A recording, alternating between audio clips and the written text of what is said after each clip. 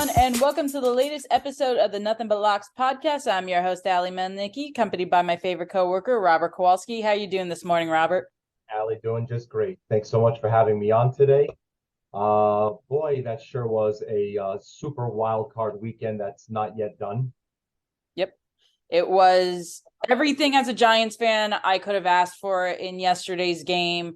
I I can't remember the last time I was this happy on a Monday morning. It's been a long, long time since we won a playoff game. You got to go back to 2011. I was just out of college, so it's been well over 10 years. I couldn't have asked for a better showing from the offense yesterday. Defense has some issues, but we'll get into that later. But overall, Robert, I mean, these games were just so unpredictable this week. Heavy favorites just couldn't seem to cover against third string quarterbacks. You had one of the most epic collapses of all time on Saturday night. Where to even begin? Let's just start real quick with the betting trends. How did overs do versus unders, favorites versus underdogs? If you look at the way everything played itself out, obviously, favorites did, quite a number going into the year, just straight up. But on like just yesterday, right? The dogs swept 3-0 against the spread. They're 4-1 against the spread overall. 4-1. I mean, look, home teams, they're 4-1 straight up. So that's one thing to look at. But road teams yesterday, 3-0 against the spread, 3-2 against the spread overall. Totals, all of them are going over the total. Now, road teams, so the road teams going 4-1 straight up and 5-0 against the spread in the first halves through the first five wildcard games is also very, very significant and unexpected. Yeah, and it wasn't my best week picking wise. Started out strong because I had the Niners in a blowout. That was one game you and I disagreed on.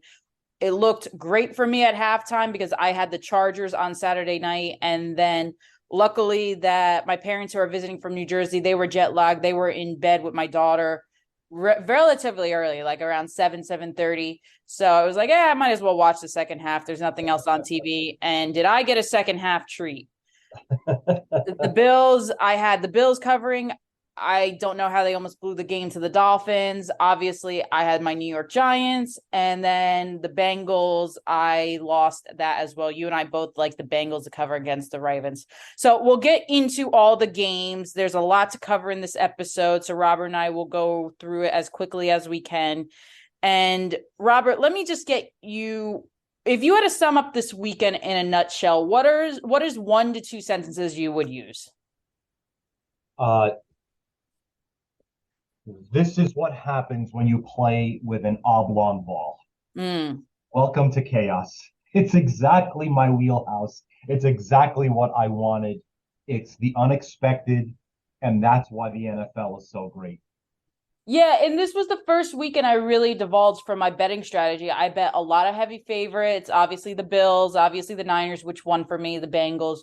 I usually don't, especially double-digit points. I always said that was one of my biggest caveats is I love taking underdogs with double digits when it's a division game. I know it's the playoffs, but still, Miami, I probably underestimated how bad that the Bills can be with turnovers. That's been a critique of mine all year, but we'll get to more of that later. Let's start out, and we'll start with Saturday's games. First one was the Niners and the Seahawks. Seahawks made a game of it in the first half. I actually said I was out watching the game with a few 49ers fans, and I said, I think the 49ers blow them away in the second half. I know it was close, but I thought Purdy came out a little shaky. I knew he would ride it. Seattle did not look that impressive in the first half. I think they got lucky on a few deep balls, particularly one to DK Metcalf from what I remember. But overall, Robert, what did you think of the Niners game? I mean, look, right. The thing is that you look at the tale of two halves, but if you sail just a little bit higher, you see that the 49ers, not only do they put up 41 in wet conditions, let's call it, not optimal conditions, 505 yards of offense, 55% of their third downs were converted, 181 rushing yards. And they had Seattle cough the ball up 2 times versus 0 for themselves. So, I mean, if you look at the big edge in yards in the first half, that's when I knew that the fact that they were trailing 17-16 at the half was absolutely going to be a mirage. Hmm. Uh, and then, I mean, to take a note, Seattle's defense was ranked number 26 going in yards per game, versus the schedule. And now you're basically seeing San Francisco, without a doubt, they've proven they can crush non-playoff teams absolutely all year long. Um, they Seattle simply just hasn't played playoff caliber. I mean, we keep coming back to Germany, but they haven't played playoff caliber in like 8 weeks. Um, and I honestly think that San Francisco, after this game, I think they passed the eye test, Ali. Yeah, I've got them going straight into the Super Bowl. I really do. that was my pick. It's been my pick for weeks. Obviously, not my preseason pick. That was the Packers. But once Purdy was on a roll, Yeah. and I said this, I was a guest on another podcast last week, but I said that the Niners have just been a covering machine since Purdy took over. The only time they didn't cover was against the Raiders. They went into overtime still and won, but that was a weird game. Otherwise, they have covered as heavy favorites in every game they faced. I was very confident entering that 9.5 spread, even at halftime. Like I said, I turned to my friend and I said, the Niners are going to blow them out in the second half. I said, watch, they're going to come, they get the ball to start the second half. They're going to come out, they're going to score a touchdown, and then it's going to go downhill for Seattle from then.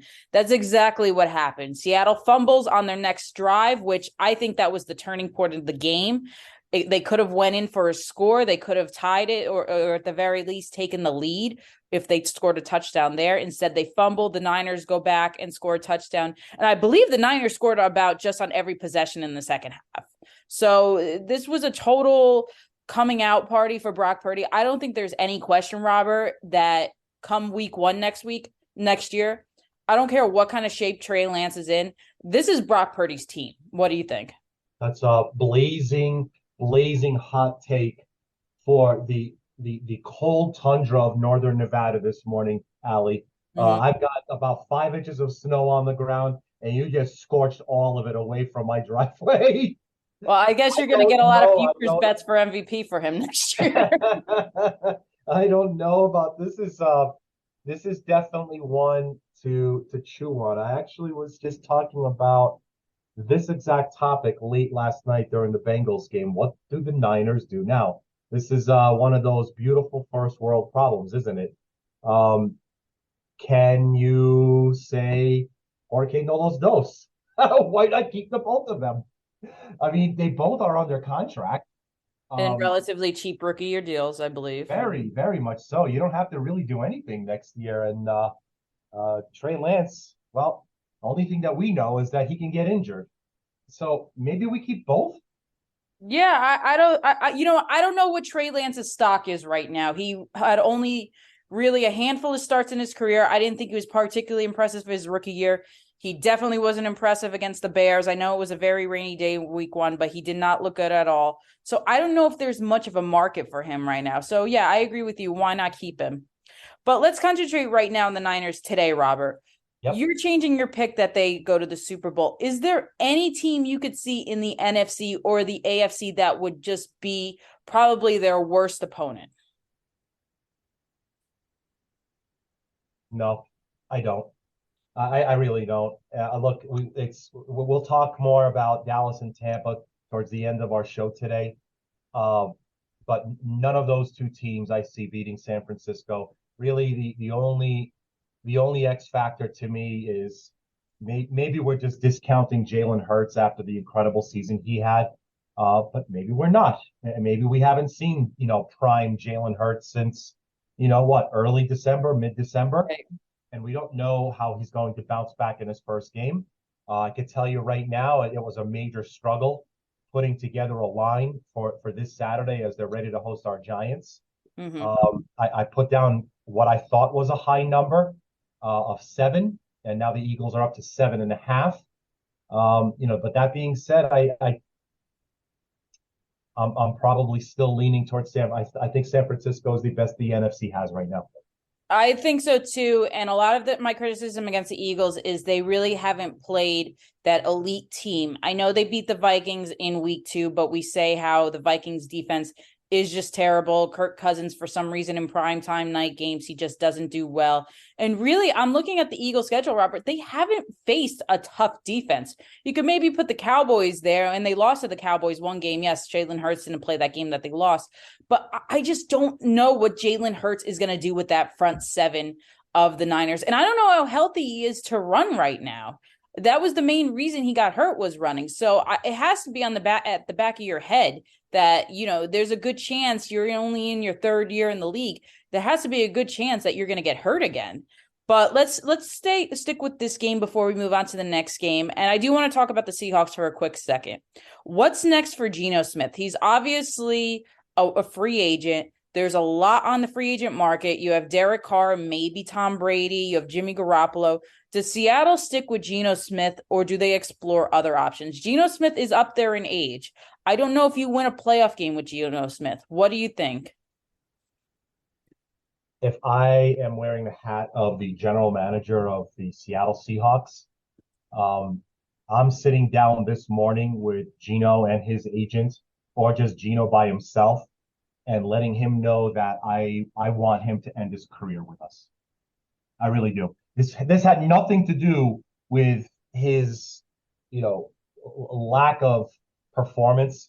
I think he did exactly what he needed to do. I just think that more pieces need to be surrounded. They looked great, and in the first 5-6 weeks. But honestly, I think that there's looking. We probably could use far more defensively. Obviously, with what Seattle, was pummeled with against San Francisco. But I think I think I'd want Geno Smith until he retires. The Seahawks are on the 5th pick in the draft, Robert. Is there a chance, if CJ Stroud, Bryce Young won't be available, if somehow CJ Stroud is still available, do they take a shot on them? Or do they trade up to maybe the 1 pick with the Bears and draft Bryce Young? Is that an option? I guess that's differing philosophies for you and I. Look, you're right. You're right. I mean, you're you have a playoff caliber team, Right. obviously. Um, then again, you may have your cards drawn for you, irregardless. Maybe Geno Smith has his mind made up, and he says, "This is it. I had my breakout party, and I'm going to take the greatest offer I can get, no matter who it is, no matter where it is. Maybe Houston's going to offer me $250 million. And Seattle's like, well, okay, that's pretty much it. We're not in for that kind of a deal. If we were, Yeah. we would have kept Russell Wilson. And Uh, that's my only concern, is Geno Smith's going to think that he's worth a little too much at his age than what the market's going to dictate. Don't forget, he's 32 years old, I believe. This is his first decent season. yeah, I don't know what his value is right now. I think honestly, I think his decent season happened because of Seattle's offensive True. line. I really do. So True. if he goes, I don't know, maybe you do pull the trigger and say, let's start with maybe taking the number 1 overall, trading up from Chicago. Probably does make sense. All right. Well, let's move on to the bigger game on Saturday night in terms of entertainment value. I know there was a ton of people on the East Coast that I talked to that was in bed by halftime, 27-7 and halftime. A lot of people thought, well, it's 10 o'clock, 10:30 back in the East. I'm going to bed. And did they wake up to a shocker that I fortunately was on the West Coast, so I got to stay up and watch. But Robert, I sat with my mouth agape, just staring at the screen after the Jaguars kicked the field goal to win that game. What happened to the Chargers? All right. So number 1, full disclosure. At the half, I left my house and I went to the cinema to go watch Megan. Which, by the Well, way, I guess there were it two was fun. scary endings. It was fun. A nice little change of pace. I enjoyed it. I was entertained. So I leave the theater and I'm like, okay, well, guess I'm gonna have to go watch this on NFL.com, on fast forward. Um, I don't get it. I really don't. I mean, if you pour over the numbers, nothing makes sense. right? Uh, Jacksonville ended up outperforming them offensively, 390 to 320 on total yards. For as incredible a season as Eckler had, he only had 67 rushing yards, so I don't know why they went away from that. Um, you talk about those 5 turnovers that Jacksonville had and the fourth down failure that Yep. Jacksonville had, and they still won. Um, so bottom line is the Chargers just took their foot off the gas pedal way too soon. Um, and look, here's the other thing: like all the Jacksonville touchdowns, they came when they were down double digits. Down 27, down 20, down 16, and 10. I mean, they had 90 combined passes. It was just such a chaotic game. It didn't make any sense at all. So I'm still really wondering how you could. I mean, this is the most Chargers way you could lose as the Chargers franchise possible, and I really really don't know where you go from here. You just roll it right back. Said, hey, we're here. We are. We're gonna pick up 10.5 wins next year. Make the playoff run. Oh, look at all those injuries again. I mean, how do you top this? How do you have an encore to this kind of a mess? I think Brandon Staley deserves to be fired. I honestly do, and I hate like advocating for people to lose their jobs. But after what he did in Week 18, playing all the starters, they could have definitely used Mike Williams yesterday. Probably some other guys that were banged up. I don't know how you get away with blowing a lead like that and keeping your job. I mean, I was waiting for Matt Ryan to put on a Chargers helmet. That's really what I thought of that night. I was watching the second half, Robert, and I think it was after Jacksonville scored their first touchdown of the second half to make it, I believe, 27-14 or whatever. And I had a weird feeling something was up. The Chargers, they were just playing a conservative defense.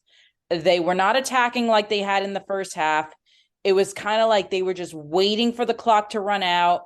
They definitely mailed in with that second half performance. I put most of the blame on the defense for that. So the offense, they didn't do themselves any favors. No. But this was a defensive collapse highlighted by Joey Bosa foolishly slamming his helmet at the end, allowing the Jaguars to take a 2-point conversion from the 1-yard line. And we know Trevor Lawrence's height. All he has to do is reach over and he breaks the plane. The defensive coordinator should be fired. Brandon Staley should be fired. I actually think you need to clean the coaching staff out. Like this is a game you don't rebound for. I wouldn't be surprised next year, Robert, if the Chargers keep the team that they have, if they have a losing record. This is an all-time epic collapse. You look at the Atlanta Falcons, they were never the same after they blew that Super Bowl lead. I don't think you're the same after this one. What do you think? No, you're not. And just forget about the fan base. Just as an executive collection in LA right now, you're looking at yourself this morning and you're saying, so pat on the back. Did we have a good year? I don't know. I don't know if he had a good year. I really don't. If you can't play, recency bias, even though that's obvious, what everyone's going to want, the pitchforks and the torches to go out on. You can't come back with the same club next year. You cannot. So you're not trading Herbert, right? You're not getting rid of the defense because this is a championship caliber built defense. So you can't do that. Everything is here to win now, to win today. You just blew a 27-0 lead. And there's only one place that you could point to, and it's the ones driving this Maserati. It's the coaching staff. Yeah, I couldn't have said it better myself. I know I have a very good friends with a Chargers fan who didn't even pick up her phone on Saturday or yesterday. I don't blame her.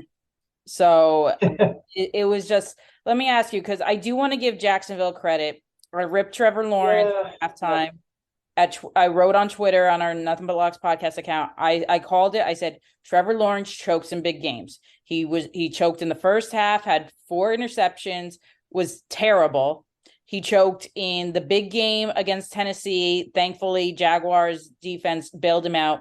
He choked in the college football championship game against LSU.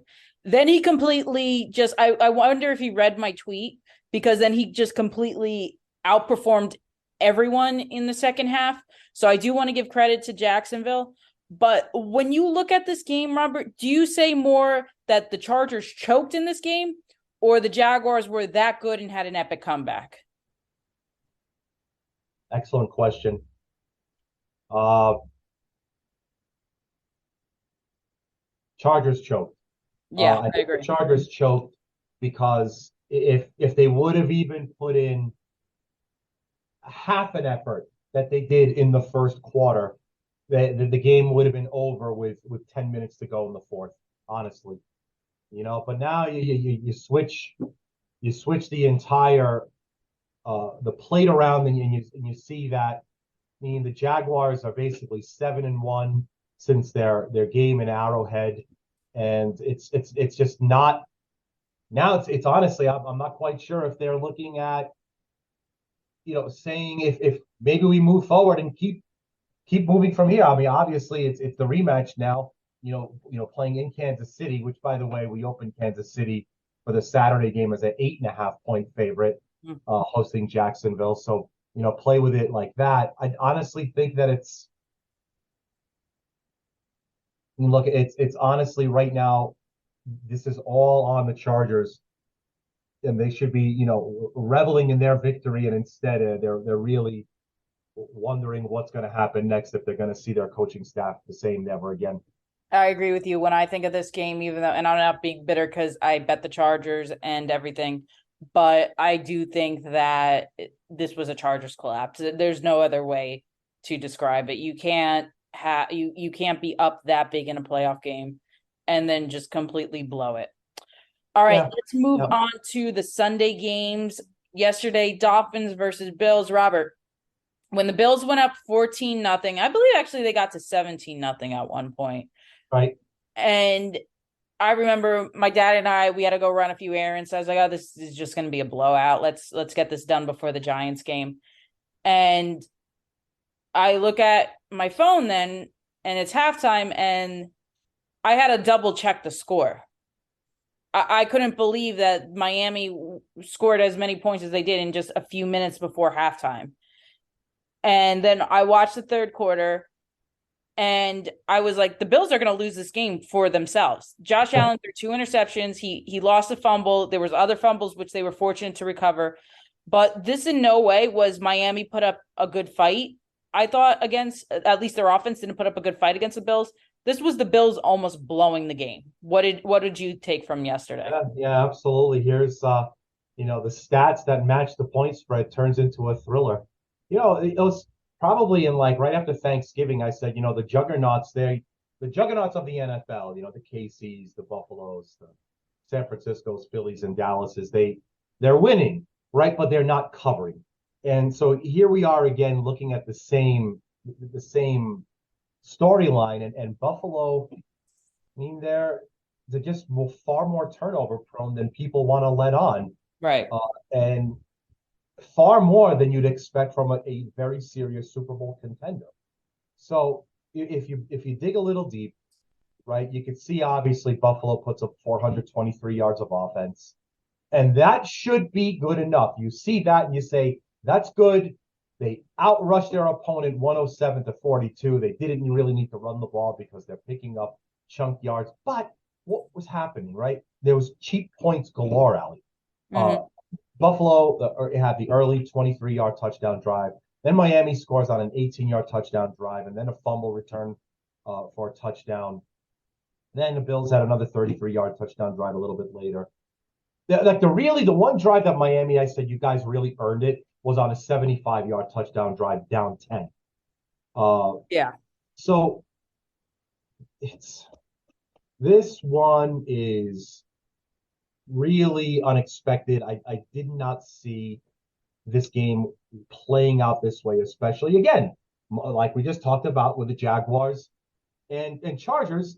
At the end of the first quarter, halfway into the second, I'm like, yeah, this one's pretty much elementary. We're going to see Skyler, be, what exactly he is, a third string quarterback on a team that he probably is, a square peg in a round hole. And they came back. They came back and they took the lead. And then I'm like, really? This is how it's going to end for you, Buffalo? You're going to lose like this? Oh, they didn't. They held on. But boy, oh boy, Ali. It was crazy. And Robert, let's talk about that delay of game in the end of the fourth quarter. I Yeah, believe there's a sure. little over 3 minutes left. I don't know what happened with the management and how they were able to somehow get that delay of game. But if they don't get that delay of game, Buffalo loses that game. I think Miami goes down the field. I think they score. I think they take the lead and they run the clock out. And that would have been probably one of the biggest upsets I can think of in wild card game history. 14 points, Bills favored at home, going against a third string quarterback. So the Dolphins did bail them out with that delay of game penalty. But one question before we move on, because I'm eager to talk about the Giants. Is Josh Allen's turnovers, is that gonna hurt him this postseason? Are they gonna lose to maybe the Bengals or the Chiefs because of his turnovers? Because you can get away with it against Miami, who's just offensively inept without Tua. But you're not going to get away with it against Joe Burrow, and you're not going to get away with it against Patrick Mahomes. What do you think? Yeah, well, we'll have to talk about the Bengals and Bills, but you cannot be that reckless with the ball. I expected to see far more quarterback draws and quarterback options from Allen, and that didn't happen. And there were just throws that you see. It was just so weird because for every time you see this just incredible flick of the wrist for a 60-yard bomb that's complete down the sides to Diggs, you just see a really just sloppy ass play, on the next drive, and it just really is confusing. It doesn't make sense, but we've seen this before. We've seen this not too long ago this season. They will get tripped up, and there's a very good chance they get tripped up this coming Sunday when they host the Bengals. Yeah, it's going to be a tough one. All right, let's move on to my favorite topic I want to talk about this week, and that's the Giants totally won yesterday. I couldn't have been more thrilled. I was at the Irish pub around the corner from my apartment. I had my daughter in her Giants cheerleader outfit with me watching the first half. Then mom took her home before the second half so she could stay with her grandma because I knew the second half was going to be too stressful for me to watch my 11. And I was right. Robert, the two things about the Giants win. First of all, there's no question Daniel Jones deserves a long-term contract.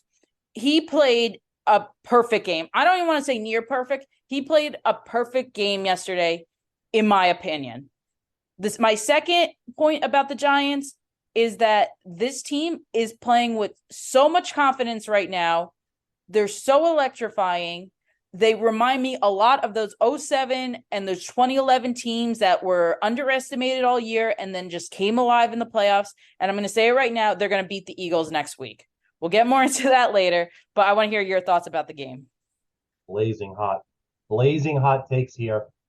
On Daniel Jones, I am going to officially declare today the day that I take back everything I said about him the moment we drafted him out of Duke. I cursed very heavily. I drank that night and I was very unhappy. And it took Brian Daboll and his staff to finally develop him into peak Daniel Jones. I love his game. I love his ability to look down his options, not see anything good, and protect the ball either with an easy pass out of bounds, or let me tuck this in and pick up 8 yards or more on a rush. 6'5" is 6'5". You can't teach that, right? And you also can't teach his incredible speed. So I'm very, very pleased with how he's developed. We've seen what he is capable of now. This is his peak. This is his greatest that he can be. And look out, NFL, because if the Giants somehow pick up a true bona fide tier one wide receiver, they're only going to get better. Um, an incredible game where we talked last week, Ali, about the Giants could pull out the victory. So as long as they protect the ball and not turn the ball over, and this was, as simply as I could put it, a very clean upset across the board. I agree with you. And like you, draft day, when they drafted Daniel Jones, there's video of me. I worked at Fox Sports at the time, just throwing things against the wall.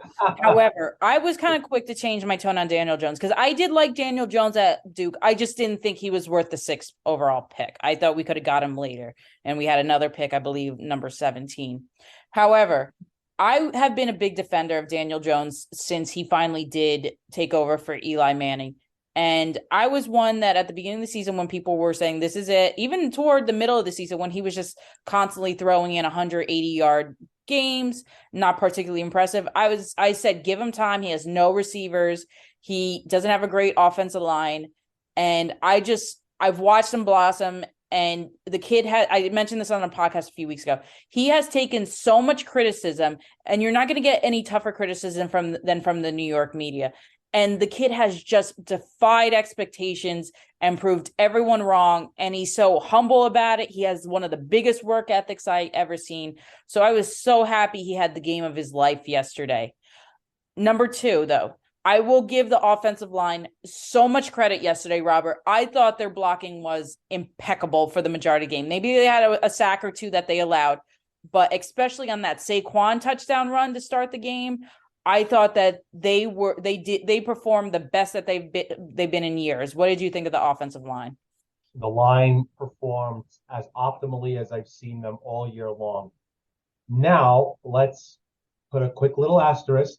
I do want to point that out. That's because I think Minnesota's front 3 and 4 Right. are absolutely useless. And they were exposed really exponentially yesterday. That was just not, look, this was basically Minnesota. We're seeing them ranked number 31 in yards allowed per game. And this was facing one of the worst schedules in the league. So when you couple those two together, you lead to the violent volcano that you saw yesterday. All these yards that were being picked up were there, and it was very plain to see after the first quarter, hey, this is going to keep happening. They're not going to be able to flip a switch and say, oh, you know what, actually, we forgot this one little, part. Oh, actually, this is the scheme that works. No, no, no. They were going to get run on all day, and the Giants picked up 431 yards of offense, Mm-hmm. and all for the right reasons, right? So the defense was lousy. They gave up 6.3 yards per game. 54% of the Giants' third down attempts ended up in a conversion. And now all this was pretty much right there for the taking, and we saw it. And everyone was saying, how could you make early on in the year? Remember, Ali, we were talking about how could you have the Vikings as an underdog? How could this be picked against the Lions? Well, because we can, and because it makes sense. They were overrated all year. Yeah, and there's the result. Let's talk about the Giants defense, because that's one criticism I did have, Robert. That opening drive with the Vikings just marched down the field and scored. I said, what are they doing? Why are they playing zone defense? Why aren't they playing man? And Robert, where was the blitz the entire game? We talked last week on the podcast if Wink Martindale would change his scheme because he did get criticism for having too much blitz the first time they met. I think that he's fortunate that the offense performed as well as they did, because I wasn't a fan of the defensive approach. How about you? Yeah, you're right. We had just enough time given to the Vikings to hold them off, but you're right. There was no blitz. I mentioned that Hawkinson was going to be targeted pretty heavily, and he was. But again, it's a good thing that the Giants had an incredibly successful offensive game plan with really long drives to eat up a lot of clock. That ended up in very successful red zone offensive results, touchdowns, right? And it's exactly the way it ended up perfectly for the Giants. It's just a a fabulous victory, one where they exposed Minnesota early and often. But there's way more, and I will break it down later this week, to what they're going to need to do against Philadelphia. If they come in with a similar game plan against Philly as they did against Minnesota, you're going to get a different result. I mean, the offense is great. Don't change that at all. That was excellent. But defensively, I agree. You definitely need to blitz more. Yeah, Robert and I will be back later this week to talk about it. Two more points I want to make before we move on to the final game, and then we'll get into the other segments. But when in the Vikings' last drive, when they had a chance to tie it with a touchdown, and they called one of the worst roughing the passer penalties I ever saw, I got up at the bar I was at and kicked the wall. I mean, that was one of the worst calls I seen. I kept saying, if that costs us the game, I'm going to be livid, this and that. It didn't, fortunately. Number two, Daniel Jones' best drive of his career was after the Vikings did tie it up 24-24. I said that I turned to my dad. I said, if the Giants don't get a touchdown, not even a field goal, I said, if they don't get a touchdown on this next drive, they're going to lose the game. They're going to lose the game. Yeah. And Daniel Jones marched that team right down the field and scored a touchdown. Saquon Barkley ran it in at the 1 yard line. I couldn't have been more impressed with Daniel Jones at that moment. What are your final thoughts before we move on? Yeah, I honestly think that if this is the Giants team that we're going to see with Daniel Jones as the quarterback, then us as Giants fans should be very pleased, very happy. We talked back in May about picking up Neal and Thibodeau. I was very pleased. You were even happier with those picks. They've been really important to the success of the team this year, which is, it happens. It's rare, but more and more we're seeing impact players, in the first round more than ever in the NFL, and the Giants did it twice. Now I'm just really excited to see what wide receiver we could bring in. Yeah, I'm very excited to hear about that. All right, let's move on. I know Robert and I could talk about the Giants all day, but we will limit it. Let's talk about the Ravens and the Bengals, Robert. I really didn't watch too much of the first half because I was too busy having a celebratory beer and everything. But let's talk about the main play that everyone is talking about this morning, and that was the goal line fumble. Ravens had a chance to go ahead. They allow Huntley to try to pull a Trevor Lawrence, which he's about half the size of Trevor Lawrence. So I don't know why they decided for him to jump over a pile, but that ended up being the end of the game for the Ravens when the Bengals went and scored that 98-yard fumble recovery. So since it was a close game, should the Bengals be worried about their performance? Yes, absolutely. They should. They look, they won the game, right? They put up 24 points. Typically, playoff football, you put up mid-20s, you're winning the game. But that was as fortunate a win as you could pull out. So it's, I mean, if I looked up one more time and saw Huntley, scooping the ball and picking up another first down, or J.K. Dobbins, who's just an absolute tank, I said this is over. This is how Cincinnati's season ends. And I actually said, you know what? Maybe they don't need Lamar Jackson. Maybe Huntley is the answer. Maybe does also need a little bit more grooming, a little bit more experience. I would have given the ball to Dobbins on that goal line, but hindsight, right? Right. Yeah, and Dobbins did say something after. Real quick, because I think the Bengals, they weren't particularly impressive from when I was watching them, but I have no doubt that I think that I'm more confident in the Bengals turning around than I am the Bills, actually. And we'll talk more about that matchup later this week. Okay. But I feel like we need to address this because it was talked about. Lamar Jackson did not travel with the team. Is it over for him in Baltimore, Robert? Is he going to be gone? That is my prediction. Yes, Ali. It is over for him in Baltimore. Yeah. He'll find a new team. Someone's going to offer him a mega contract, and he'll end his career there. But I think the end is absolutely here. We saw the last of Lamar Jackson in Baltimore. Yep, totally agree. And I believe you need to play the game. If he is healthy and didn't play and held himself out for a contract, I think that is the worst competitive skill you could do as a player. I understand there's a lot of money involved, but you abandon your team when it needed you the most. And I just believe you if you bail on your team, it's just not a good look for you. All right, let's move on to the next segment, Robert. What surprised you the most? I'm going to give you two things that happened this weekend, and you let me know what surprised you more. You ready? Okay. Yeah. All right.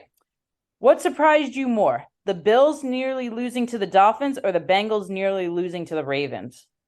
Uh, Bengals. Bengals nearly losing to the Ravens was actually the one that I thought was more concrete, believe it or not. Even though the point spread doesn't really call for it, I just didn't think that that game was going to end that close. I just, for some reason, watching the Dolphins, I just thought no matter what, Buffalo was not going to lose this game. Obviously, it ended up being both games were incredibly close endings at the very end. But I was more surprised by the Bengals and nearly losing to the Ravens, Ali. How about yourself? Yeah, I agree. The Bills, like I said, I thought it was blowout. They just kept shooting themselves in the foot. I can't believe it. I totally 100% agree with you. All Okay. right, next one, Robert. What surprised you more? The Chargers blowing a 27-point lead or the Jaguars coming back from being down 27? Blowing the lead, definitely blowing the lead. It didn't make any sense at all, uh, and that's the way that I perceived this game. How did you blow this? Yep, totally agree with you there. Okay. All right, next one, Robert. What surprised you more? Brock Purdy's dominance or Daniel Jones's dominance? I like this question a lot. I was not surprised by Daniel Jones' dominance. Wow. So I was more surprised by Brock Purdy. Everything that Brock Purdy is doing right now, he's doing with massive house money. Um, and I'm really saying right here, is this a product of his talent and ability or the system that San Francisco has put together? So I was more surprised by Brock Purdy, Ali. Yourself? So I wasn't really surprised with Brock Purdy because I thought Seattle's defense was just not Yeah, good, and I've yeah, seen how yeah. Brock Purdy already performed against them. I would say I was surprised how poised and perfectionate Daniel Jones was from beginning to end. I thought there would be a few drives he would stumble. I really did. I love Daniel Jones, but the fact that from beginning to end, I can't even pinpoint a mistake that he made. I would say I would have to give it to Daniel Jones. Nice. Okay. All right, final one, Robert. What surprised you more? Giants pulling off the upset against the Vikings or the Jaguars pulling off the upset against the Chargers? Yeah. So I like that. I have to go the inverse. Definitely most surprised by Jaguars pulling off the upset. Incredible comeback. I don't. Yeah, it's not fair. I don't want to end this episode and not tip a cap. So I like to do it right here during this little segment. Jacksonville, you guys are great. I didn't think you put it all together this quickly, but that's the beauty of the NFL and the parity that it brings and how quickly you could turn things around. Hey, Coach Peterson, great job.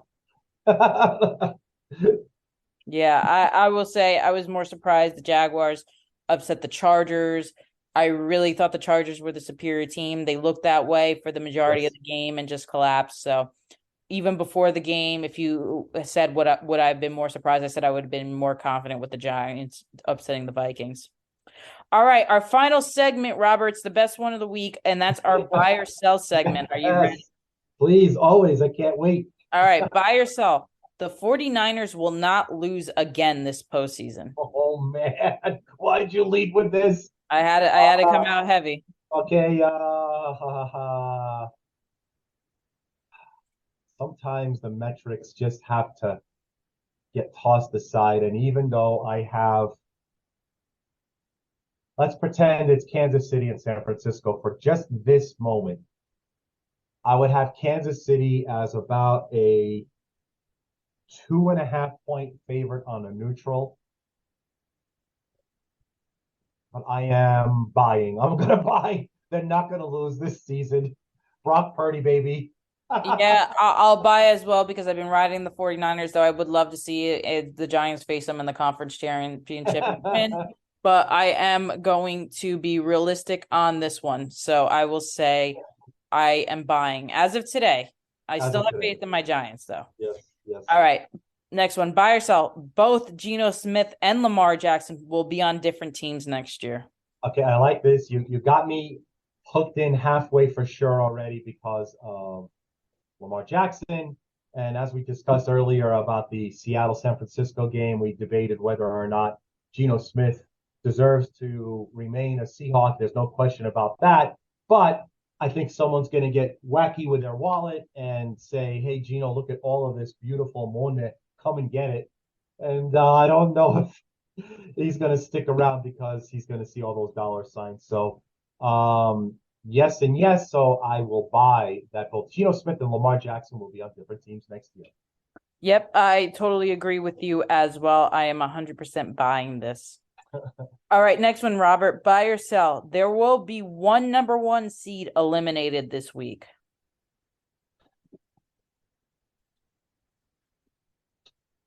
Sell. I'm going to sell. I think both number one seeds win their division playoff game. I'm buying this one. I have so much confidence right now in the New York Giants, and it's not just a knee jerk from yesterday.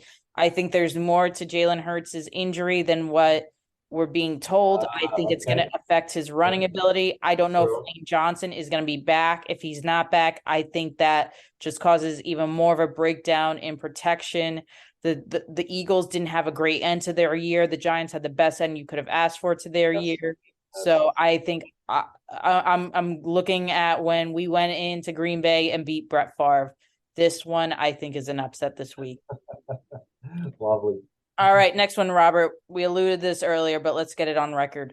Buy or sell. Josh Allen's turnovers will cost the Bills a game this postseason.